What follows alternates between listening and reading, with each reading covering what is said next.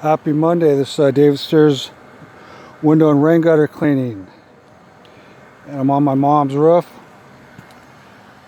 So here we got these eucalyptus trees. So if anyone has eucalyptus trees near their house, these are pretty far away. This is what your patio cover might look like.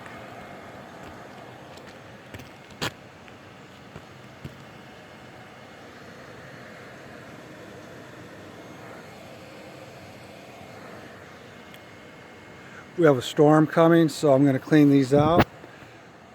So the suggestion is anyone who might have rain gutters, have large trees by their house, make sure you get your gutters cleaned before the next storm. Thank you for tuning in. This is David Stears window and rain gutter cleaning, Santa Barbara County.